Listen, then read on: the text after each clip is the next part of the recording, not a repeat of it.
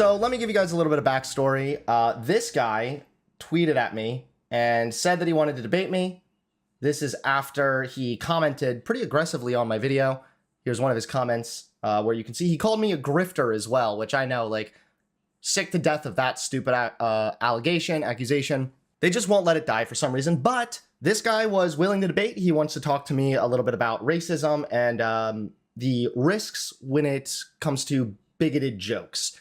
And hopefully this guy is somewhat prepared, because I've been spending the last couple hours doing this, compiling a bunch of different sources on racist jokes, how media shapes opinions, how humor can normalize bigotry, and finally replicated studies spanning over the course of 17 plus years showing that when there are men that are sexist, exposed to sexist jokes, they're more likely to tolerate all kinds of violence against women and whatnot. So have a couple different sources here.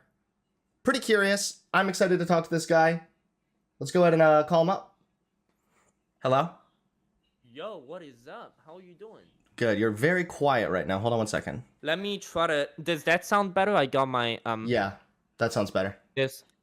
Okay. So... I don't know. I don't think I have a lot of ideological problems with you. Most of my beliefs would probably align with you. I mean, I'm pro-choice. I'm pro... I'd be pro-open borders, to be honest. But yeah, earlier so I was just watching that video of you reacting to your old self. Mm-hmm. So, yeah, you said that, like, your opening point was, oh, well, yeah, I can make fun of minorities, but I can also make fun of like straight people. Like, you made a joke about gay people, and then you made a joke about straight people, and you were like, oh, well, the difference is gay people are gonna get so offended over the gay joke, but white people really aren't wasn't gonna get, what's up? Sure. So let me elaborate a little bit more. So Yeah. again, the argument is not like, oh, gay people might get offended or anything. It's more an argument about the likelihood that a joke or humor or media can normalize potentially dangerous and bigoted beliefs. So, Oh shit, I forgot to take my Adderall. Oh, dude, let me take that right now. Wait. okay, Okay, there we go. It's taken. Wait, what? I'm sorry, I cut you off. no worries. So, it's not so much like that gay people are going to get offended or something. Just if a gay person gets offended over a joke, that doesn't mean that the joke is then therefore homophobic or something. It's far more about the likelihood that that joke can cause some kind of harm. In this case, it would be normalizing bigoted viewpoints or views and perceptions of minority groups. And I know that I've already kind of read some of your tweets, and I know that you think that's very stupid, and you think what I'm saying is that, well, since nobody knows what gay means, if they hear a joke about the gay, they might think that gay means AIDS. Oh no, that's not my argument. My argument is actually that media shapes opinions, and you can't deny that. Therefore, jokes that consistently disparage minorities, that ends up doing more of a harm. That shapes people's views and attitudes. And I have multiple different studies about this too. Okay. But for example, with AIDS, so you were like, okay, well, if people hear that, like, gay people have AIDS, well, they're gonna be like, oh, well, gay people have AIDS, maybe I should stay away from them. Like, can't you use just critical thinking skills? Like, I'm guessing if you arrived to that conclusion from that joke, that, like, oh, gay people have... maybe I should stay away from them. Doesn't that kind of assume that you already have a preconceived notion that is biased against gay people? Yes. Like, and that is your takeaway from that joke? Yes, and that's part of the problem, though, is that the audience or the audience to which you're delivering these jokes to is incredibly crucial, because when there are people that might already hold bigoted views, when they hear jokes that disparage minorities, they do take that as a acceptance, as normalizing that kind of behavior. And I have this study here. I'd like to read it really quickly from the APA. And it talks about how genuine prejudices are not directly expressed, but instead they're restrained by beliefs, values, and norms that suppress them. Prejudices are expressed when justifications release suppressed prejudices. And jokes can oftentimes be a justification to release those suppressed prejudices. Dude, suppressed prejudice. Dude, I have, like, I have no idea what that means. Could you elaborate on what? Okay, yeah, so there are some people, like what you said, who are already bigoted, right? They already hold bigoted beliefs. Yeah. So when they hear jokes like my old video, like, oh, you know, the epidemic of gay people and AIDS, right? LOL. When they hear that, they view that as a justification to release some of their prejudiced views that they were previously suppressing. Because the joke provides a hypothetical safe space for that person to feel comfortable enough to kind of reveal their own biases and whatnot. Of course, but then they just didn't get the joke, and then like you'd imagine an environment where it's like, okay, you make jokes, then someone starts saying this thing, but they aren't joking. The joke ends up falling on them because it's like, oh well, you end up being that like weird odd man out, like, oh, we're just making jokes pretending to be homophobic, but wait, you're actually homophobic? Then you end up being the creep. Like it's just some outlier. No, but I'm saying, what if you are not homophobic? So, because of that, you think it's fine and dandy to tell a homophobic joke because you know you're not homophobic, so who cares? But you're in a group of friends, you don't know what all of those people are thinking, and you don't know how many of those people might have prejudiced beliefs that now, upon hearing that joke, they view that again as justification. They view that as validation.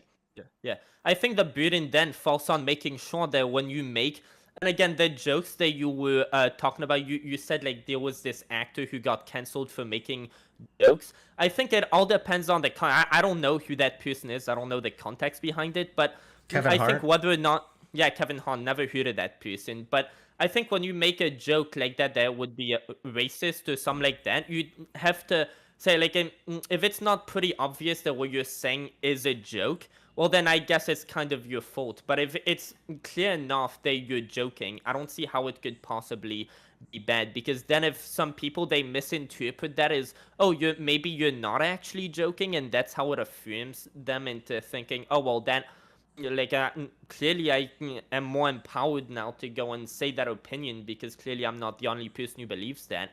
It's like if you made it clear that you were joking, well, then, so it all depends on whether you make it clear that you're joking. Yeah, I think that a lot, you're right. But then me and you would both agree then that the speaker or the person delivering these jokes has a responsibility to deliver them properly and accordingly. So Kevin Hart, just to be clear, I know you said you didn't know much about him, but I was talking about tweets he had made that he was claiming were jokes, but they included homophobic slurs in them. Yeah. That's a bit of a stretch from just like, oh, he made a little joke. And have you never heard of like a racist jokes that involves like I have, but I'm talking about why those kinds of jokes can be incredibly damaging. Here's another really interesting study on how the media helped change public views about lesbian and gay people. So if the media can play a positive role in improving people's perception, it can also play a negative role. Therefore, when you have massive media personalities like Kevin Hart making racist jokes to an audience of millions, how many people in that audience might take that as validation to release some of their prejudices? So what I'd say to all of that is, I think that in general, you tend to understand, like, there was a point, I don't know, I think racial hatred, there's obviously with the black people, the only discrimination there would be against them, the only way where they would be marginalized is the fact that we had desegregation just like 2 generations ago. So obviously if my grandfather was like Bill Gates or something, I'd be way more likely to live an easy life as opposed to like if my grandparents didn't even get to participate in the system, like the meritocracy system we have, they didn't get to do any of that because they were segregated. Like, of course there'd be this problem, but in general, I feel like we've moved away as a society from racism. And I think when like the marker that shows you that, oh, well, we're moving on as a society from hating those types of people is when it becomes okay to just make jokes about that. Like, I don't know, when I was in... But hold on, sorry to cut you off, but there's also something to remember that there are some marginalized groups that are in an awkward position in society where they are moving away from being discriminated against and moving instead to being fully accepted. I would kind of consider that's what's happening with gay people right now. For a long time, it was a sin, disgusting, against God and the Bible and everything. Now it's very much more like accepting of gay people. However, because that marginalized group is still in that sort of transitional period, that's why those jokes and things can have an even greater negative impact, because this is a group that's currently right now moving away from being discriminated against. And just hold on really quick, one more thing I'll say. You talked about black people and whatnot. Media was also used, jokes were also used to discriminate black people. I'm sure you're familiar with minstrel shows in which people would do blackface. No, There was no idea what that is. there's a thing called blackface where white Americans used to dress up and put on a blackface to pretend to be black people and depict black people as lazy degenerates and animals, essentially. It was disgusting and it was bigoted, but it was a joke. But that joke was also done away with because we recognized how harmful those kinds of jokes are as well. Well, if the joke is, haha, look at me, I'm a black person, all these black people, then like you're not joking. Like when I say a racist joke, that'd be like a joke that like, black people are terrible, right? But you don't actually mean it. If your whole joke is, look at how I'm like one of these degenerates, and the degenerates you're referring to are black people. That's like that's. Do you make like completely racist different. jokes? I make racist. I mean, I might make racist jokes sometimes. Yeah, I mean, I do that all the time, but I don't make them in the context of like me actually thinking like I don't know. But for example, going back to my previous point, I think if you think a group like discrimination against them is starting to die down, I think the best thing you could do is start making just jokes about that group of people, because then that like empowers everybody to move away. Like, okay, well now we're on to making jokes about it. Yeah, okay, well. So do you think jokes it's do you find it not to like move the point completely, but like you like to make racist jokes, which is fine. I mean, I've made racist jokes before too, whatever. But I'm seeing here you posted a screenshot of your notes, and why is there a tab up here that literally has the N-word written down? Oh, because I used to be way more edgy back in the day. And no, that has that. Well, probably I don't know. Let me look at the context of that. Is that on my notes? It says N-word word or something, and I was just curious why. Oh yeah, no, no, no. Okay, I is. can give you. I can tell you. So that was a script. So I was making a script for a video. Let me show you that video. I could link it. But I was saying saying the N-word is not racist. I made a whole video titled that, and that was my script for the video. So here's the video. I could just give it to you. It's I don't on really my need to channel. see the video. I think that this is actually kind of demonstrating a little bit of my issue here is you're comfortable with racist jokes. You tell racist jokes. You're now using racist slurs, and again, you're still saying that's not racist. But the context, no, the context. I was saying, like, what that was a N-word script. That was what I. So if I refer to the word, I'm saying like. Okay. Well, yeah, I'm not here to. I don't really care at the end of the day. I just think that. Okay. If we're recognizing, so now look, this is an important point too. So the whole reason why I think there's this whole panic around the N-word, I think white people should get to say the N-word. Why is that? Well, if you hear a word all the time said around you, now where I live, black people will say the N-word pretty much as often as white people. Someone like me might say the F-word. I say the F-word all the fucking time. And if I have to live in a society where like a group of people around me are saying this word literally multiple times in a sentence, if I end up like I can't say that word, and every time I have to think, oh well, if I just tried speaking like the people around me, I'd get beaten up, and that's supposed to be to punish me for slavery, it's not supposed which I to never be took a part on. It's not really supposed to be like, to punish you, and I also sometimes agree that some of that stuff can get kind of cringy. I think that the N-word is generally harmful. I wouldn't really consider it to be like a good word, but I also think that, hold on, wait, please. I also think that if it is a harmful word, that applies also when black people say it as well. So I would be consistent on that position. However, again, there's some pretty big differences here as to why it's not really okay for white people to say the N-word, right? Like white people white people invented this word to specifically dehumanize black people. So for black people to reappropriate that word, it kind of makes sense, right? Like it makes sense that white people probably would want to steer clear of that word. No, like you're saying white people invented this word. Again, it's not white people. I didn't invent this word. I'm from France, by the way. Not that that makes any of a difference. But then when like you might say, oh, well, I don't think it's okay for black people to say it either. Sure. But when you look at society in general, like you cannot, like when I go to school, I see like most black people will say that word a lot. Like, is it not correct to say, okay, well, if everybody around me is going to say that all the time, is it not fair to say that if people around me are going to say that? Because what did society choose? Dude, this is literally like this is like if all your friends jumped off a bridge, would you do it too? Like, what is saying a word? That's not like jumping off a bridge. I'm saying it's the same kind of example. It's the same thing that parents say. Just if everybody's doing something around you does not just mean it's okay or make it right. But Not to... no, but how would you determine whether saying this word is wrong or is it not wrong? I would Like, if determine that people- based on the information that I first gave you, which is that jokes and media can help to normalize certain stereotypes and beliefs, and it can make people who already hold bigoted beliefs more comfortable expressing their bigoted beliefs. Therefore, if you have white people running around saying a slur, but they're saying it because it's a joke, it still has the same negative effect. It's not even necessarily because it's a joke. Because, like, again, why are black people saying the N-word? Are they saying it as a joke? Or They're saying it because they like... reappropriated it. White people created that word to insult black people. So for black people to be using that word to refer to each other, there's a different context there. That's why the history matters.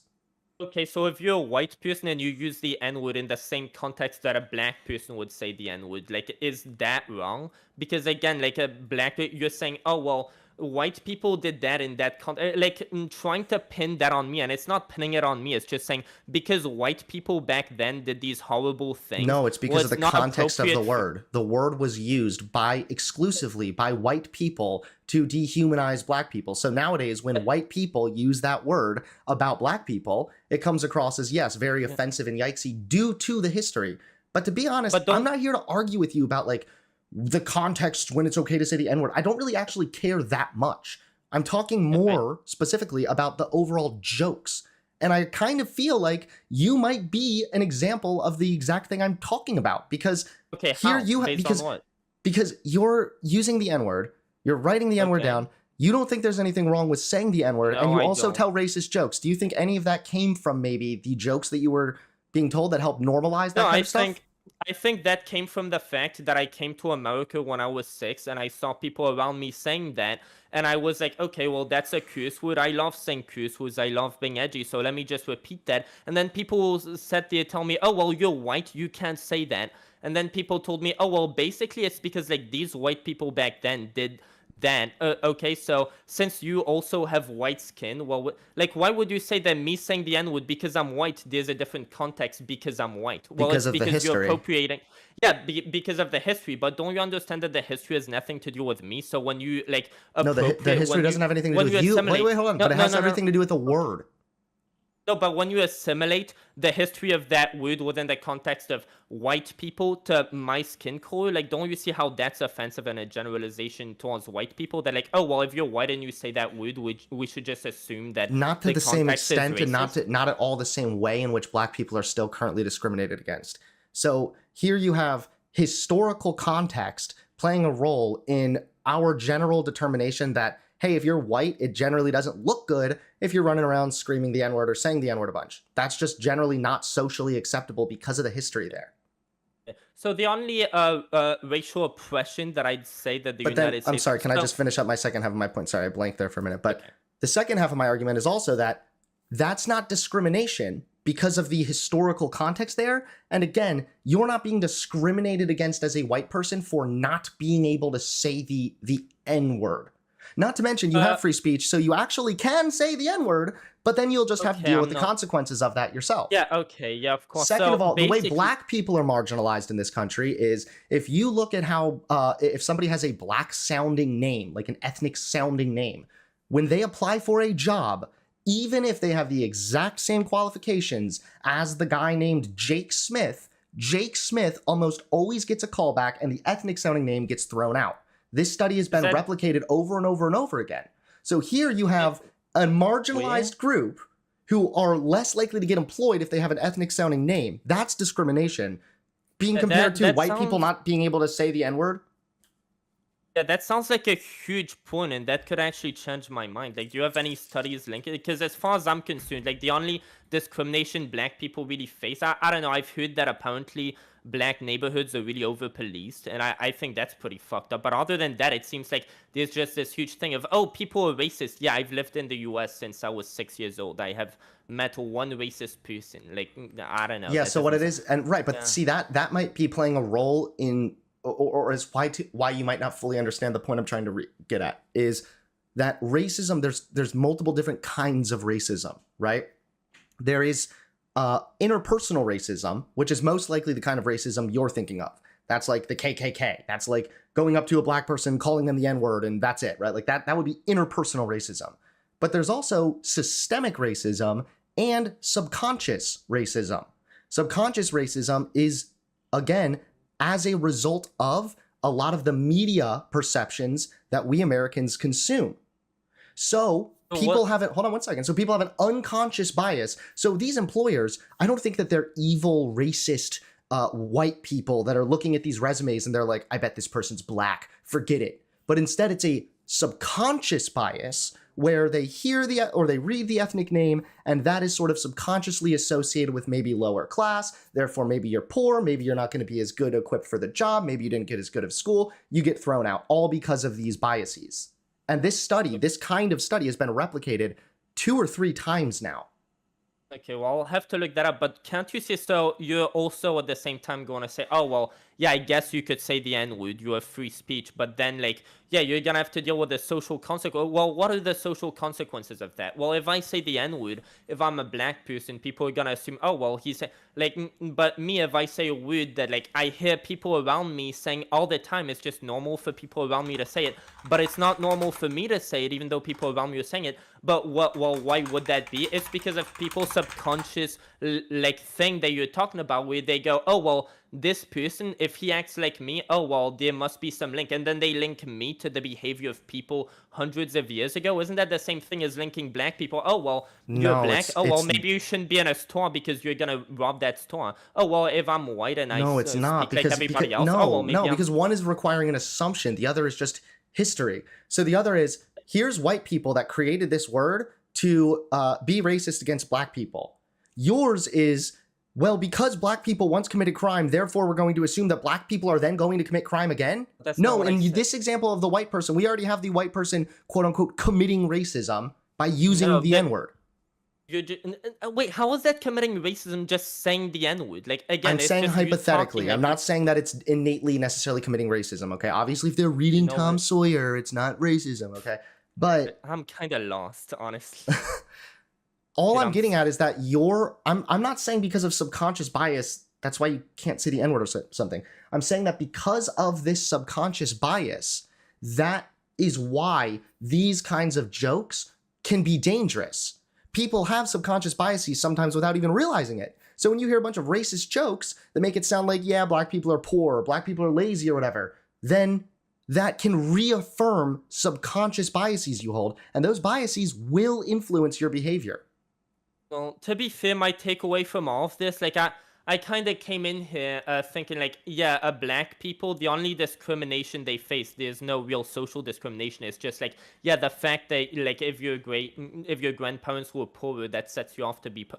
But if that's a real thing, that, like, this stats showing, I'm really curious because I've never read Here's about one, that. okay, I'll send you this one. There are a lot, and I mean a lot, of pieces of evidence to strongly suggest systemic racism and bias. Another one I would suggest you look up is black people are disproportionately given the death sentence, even when you compare them to white people who committed the same crimes. I'd be curious about the context. That sounds like pretty damning evidence, yeah. Fuck, I definitely have to look over that, but I guess since I'm here, do you want to debate the death penalty as well? I'm in favor of the death penalty. No, I don't really care to debate that much. No, I'm kind of back and forth on the death penalty, to be honest, because, like, there's the side of me that recognizes it's expensive, and there's the sort of philosophical contradiction of, like, if somebody murders, is it really right to murder them or kill them? I get, but, like, but see, I say that, but then on the flip side, right, I sometimes hear these stories about, like, child rapists or something, and I'm like, I don't give a fuck. I want that person fucking zapped, you know? No, so, I genuinely think my position on that would be, like, even if you were drunk driving and you hit somebody by accident and killed them, I think you should still get the death penalty. Not because you deserve it, but because I think the victims of that person you killed, like the loved ones of that victim you killed, I think they deserve to know that you're dead more than that you deserve to get a second chance, even if you didn't. And so that'd be pretty much my position. I think that revenge is a human right, and I don't think that should be denied from you. So I think, I'll probably disagree yeah. with you on that, because I would have to say that the punishment would need to fit the crime. And if it were an accidental thing, I don't think an intentional death penalty in response would necessarily be appropriate. But I don't seems know. like I a think conversation for another time. I will say this. Okay, I okay. appreciate you calling in. And I know that this conversation got kind of like convoluted. And I know that some people in chat, along with you, we were getting kind of What's lost there. convoluted? But What's convoluted? I just don't like even know what mixed that up, would mean. just like really Okay. mixed up. Like it got a little confusing there. But Yeah. basically, in summary, all I'm getting at is that since media and jokes can play a role in normalizing behavior and biases, therefore, when there's racist jokes being told or jokes that are disparaging against minorities, that has a very high likelihood of real life negative consequences. And I feel that I've somewhat demonstrated that with the studies that I provided. Yeah, well, I'll definitely look at those studies, and I also wanted to say, like, thanks for having me on, and I definitely want to apologize for, like, calling you a grifter so much. Like, I don't know, I kind of got that, but, like, clearly, if you're having, like, random people on to debate, like, there's no way you're a fucking grifter. So, I'm sorry for telling you that. Like, No, I it's definitely shouldn't okay. have fucking said that. No, it's no Yeah. worries. I appreciate you being open-minded enough to look at some of this stuff. And yeah, of have a good course. rest of your day. Of course, well, thank you so much, and I appreciate it. Peace. See you. Well, that turned out to be actually far more productive than I thought. I know that there were some people in here saying he was being racist, and I know you probably wanted me to attack him or something, but I think that we made more progress that way. And he seemed very open-minded to hearing more information. Also, funny enough, I didn't even get a chance to bring up the other, like, huge part of my research, so I'll bring that up now. Even though the caller is gone, I would still like to show you guys some of this information as well, which further bolsters my argument that I was making. So these are replicated studies from 2001, 2008, and 2017, basically all finding very similar results, which are sexist humor, specifically jokes that belittle women, is often perceived as harmless, but in reality, sexist humor creates an environment where it becomes socially acceptable to express sexism and perpetuate violence against women. When presented with a series of sexist jokes, men harboring high levels of hostile sexism reported greater rape proclivity in moderately violent rape scenarios if a woman told the jokes than if a man told them.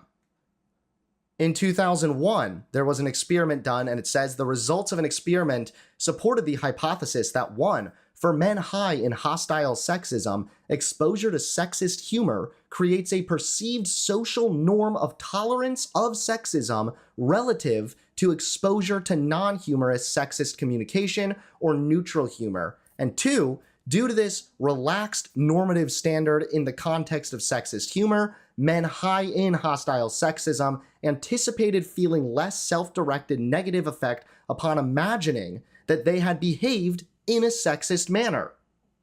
So that means that these people, if they are telling these jokes, that means that if people are already harboring sexism, upon hearing these jokes, they feel even more relaxed. And if they imagine that maybe they had sexually harassed somebody in the past, they don't feel as bad about it. Again, showing that jokes normalize behavior. And then in 2008, the results of 2 experiments supported the hypothesis that for sexist men, exposure to sexist humor can promote the behavioral release of prejudice against women. Experiment 1 demonstrated that hostile sexism predicted the amount of money participants were willing to donate to a women's organization after reading sexist jokes, but not after reading non-humorous sexist statements or neutral jokes.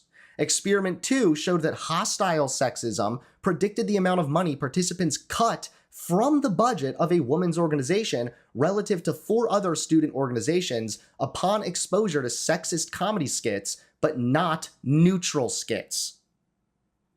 So again, 3 different studies, 2001, 2008, 2017, they have been replicated time and time again, demonstrating that when people have bigoted and harmful beliefs, humorous jokes